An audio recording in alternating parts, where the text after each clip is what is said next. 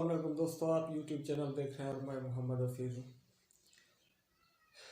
आज की इंतहाई ताज़ा और अहम खबर रूस और यूक्रेन के हवाले से। ताज़ा तरीन जो इत्तलात रूस और यूक्रेन की इस जंग के हवाले से मिली हैं वो ये है कि कल रूस ने यूक्रेन के एक शहर, एक इलाके डोनबाक है मेरे ख्याल में इसी नाम का, उस पर जो है ना अपनी पेशकदमी की और काफ़ी हमले भी हुए इस शहर पर। इसके अलावा रूस के जो फौजी दस्ते हैं उनकी तरफ से यूक्रेन के दारुल हुकूमत के आसपास भी कुछ रॉकेट दागे गए। रूस और यूक्रेन का ताकत के लिहाज से कोई मेल नहीं। रूस एक सबका सुपर पावर होने के साथ साथ एटमी ताकत और एक बहुत तजर्बाकार फौज रखने वाला मुल्क है, लेकिन रूस की जो इस जंग में फौज को मुश्किलात पेश आ सकती है वो भी काबिल जिक्र है, क्योंकि रूस के आसपास के काफ़ी सारे मुल्क तो नहीं, छोटी छोटी रियासतें हैं जो रूस से अलहदगी चाहती है। वो रूस के लिए मुश्किलात पैदा कर सकती हैं। इस यूक्रेन और रूस का ये जो मौजूदा एडवेंचर चल रहा है इसमें इनमें काबिल जिक्र हो गया जनाब चेचनिया, उसके बाद बोस्निया हो गया, और भी काफ़ी सारी रियासतें हैं जो रूस के खिलाफ काफ़ी अरसे से किसी ना किसी तरह से अपने मतलब सियासी और कुछ अपने मुसल्लह जद्दोजहद के जो है ना हकूक़ हो गए और जो कोशिश है वो जारी रखे हुए हैं। सबसे ज़्यादा मुश्किलात रूस के लिए हो सकती है चेचनिया की तरफ से, क्योंकि वहाँ की एक इंतहाई ताकतवर तंजीम है, एक अलहदगी पसंद गिरोह है चेचन जांबाज के नाम से, जिसकी बुनियाद एक कमांडर सलाम फ्याज था। अफ़गान जिहाद के बाद जो अफ़गानिस्तान से गया था वो चेचनिया में, तो उसने इसकी बुनियाद रखी थी चेचन जांबाज के नाम से। तो इस किस्म के जो छोटे छोटे गिरोह हैं वो रूस के लिए मुश्किलात का बायस बन सकते हैं।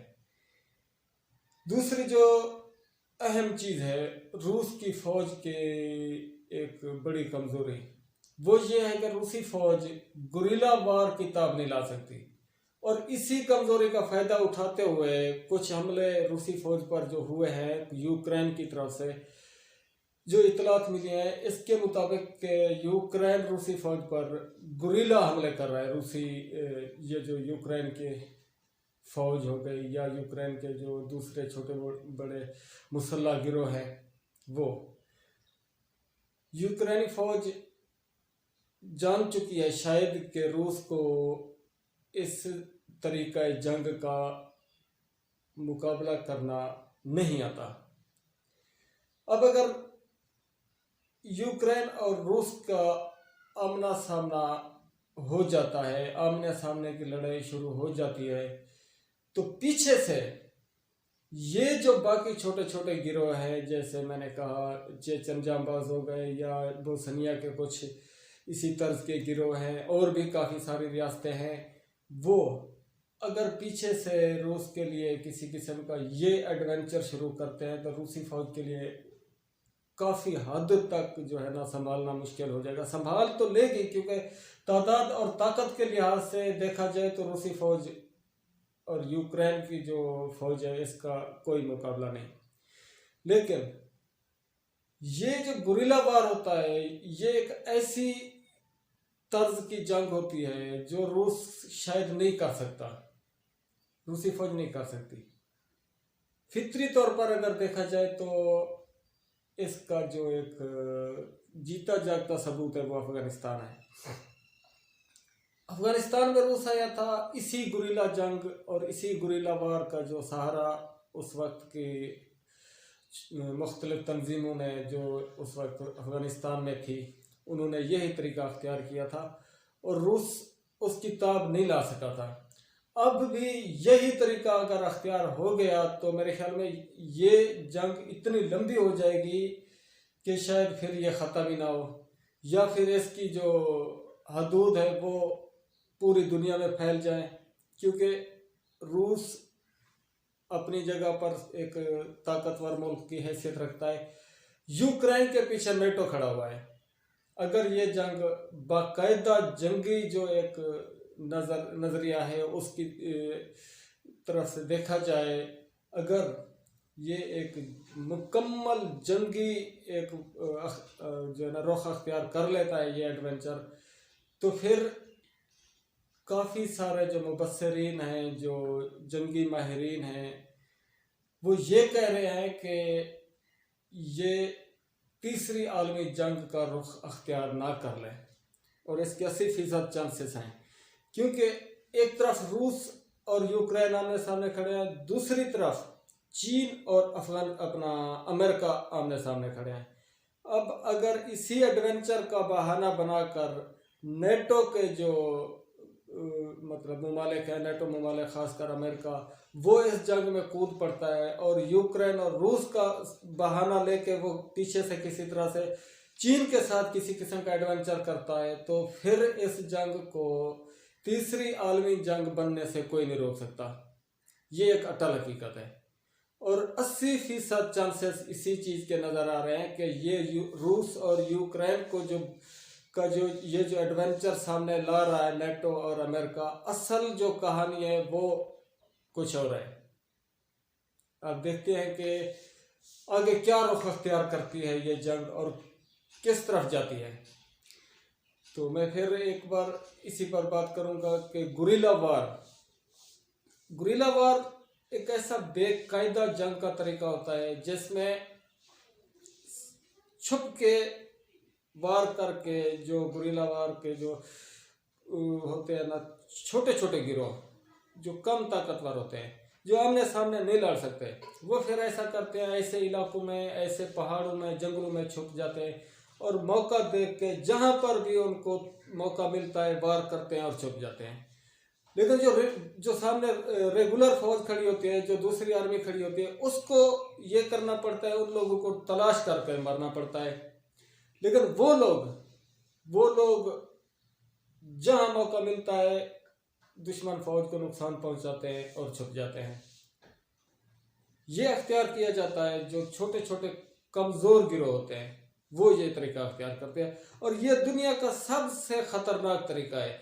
मैं ये कहूँगा कि इस गुरिल्ला वार को दुनिया की कोई फौज नहीं लड़ सकती, लेकिन अल्हम्दुलिल्लाह सुम्मा अल्हम्दुलिल्लाह ये क्रेडिट सिर्फ आपकी आर्मी को जाता है, पाकिस्तान आर्मी को। इसी ने गुरिल्ला वार का मुकाबला किया, ना सिर्फ खुद अपने मुल्क को इस आग से महफूज किया, इस जो एक इंतहाई ख़तरनाक तरीका जंग है, मुल्क को बचाया, बल्कि एक दो दूसरे ममालिक की जान भी पाकिस्तान आर्मी ने छुड़ाई है। जैसे मिसाल है श्रीलंका की, वहाँ पर भी इसी किस्म के जो थे, हमारे जैसे टीटीपी बन गई थी, वहाँ भी कुछ गिरोह थे जो इंडिया के बनाए हुए थे। तो उस वक्त हमारी आर्मी गई थी वहाँ पर श्रीलंका और इस वार का मुकाबला किया था, और अपने मुल्क में तो ये सब कुछ आपके सामने है। और आफ्टर ऑल होना चाहिए, क्यों नहीं, क्योंकि जो बाप तो फिर बाप होता है। 1400 साल से गुरिल्ला वार की जो बुनियाद रखी थी वो तो रखी हमने थी, फिर उस्ताद तो उस्ताद होता है उस्ताद के साथ तो मुकाबला नहीं चल सकता। लेकिन दूसरे ममालिक अक्सर, जिनमें अमेरिका आपके सामने 20 साल की अफगान जंग में गुरिल्ला वार की जो थी ना ताब नहीं ला सका, रूस बिखर गया। उसी जो अफगानिस्तान जंग रूस ने छेड़ी थी, उसी का नतीजा ये हुआ था कि रूस के टुकड़े टुकड़े हो गए। अब भी उस वक्त कुछ रियासतें तो अलहदा हो गई थी, कुछ ना हो सकी, जैसे चेचनिया हो गया, बोस्निया हो गया, कोसोवो हो गया, इसी किस्म के काफ़ी सारे जो मतलब छोटे छोटे रियासतें हैं जो उसी दौर से आज तक अपनी आज़ादी के लिए लड़ रही हैं। और ये सारी रियासतें गुरिल्ला वार के तरीके जंग पर ही अमल कर रही हैं। यही चीज़ें अगर रूस को पीछे से घेर लेती है तो मैं समझूंगा कि रूस के लिए काफ़ी मुश्किलात हो सकती हैं। ये कल की ये कुछ ताज़ा तरीन अपडेट्स थी, तो देखते हैं कि आगे क्या रुख अख्तियार करती है ये जंग। रूस क्या करता है, नेटो क्या करती है, अमेरिका क्या करता है, नेटो इत्तेहादी ममालिक यूक्रेन के साथ वो किस तरह से ताउन करते हैं, और रूस पर कितनी हद तक पाबंदियाँ आयद की जाती हैं। और अक़वाम मुत्तहिदा सलामती कौंसल ने हंगामी इजलास ये कल वाले वाक़े पर बुलाया है कि भाई इस मामले को अफ़हाम व तफ़हीम से हल किया जाए, जंग का जो माहौल है वो पैदा ना किया जाए। तो देखते हैं कि ये सारे जो ताकतवर इदारे हैं आगे अगली इनकी क्या हिकमत अमली होती है। दूसरी अहम बात, पाकिस्तान की तरफ से वज़ीर आज़म इमरान खान साहब भी रूस के दौरे पे पहुंच चुके हैं। तो देखते हैं कि उनकी ये मुलाकात किस रंग से इसको पेश किया जाता है।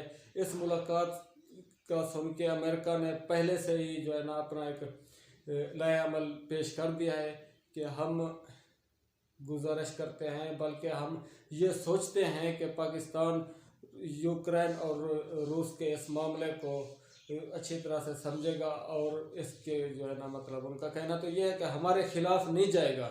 तो देखते हैं कि अब पाकिस्तान की हिकमत अमली क्या होती है। वज़ीर आज़म इमरान खान का रूस का दौरा किस तनाजुर में देखा जाता है, और ये जो जंग है किस तरफ रुख अख्तियार करती है, और रूस के साथ क्या होता है, यूक्रेन के साथ क्या होता है, नेटो और अमेरिका के साथ क्या होता है।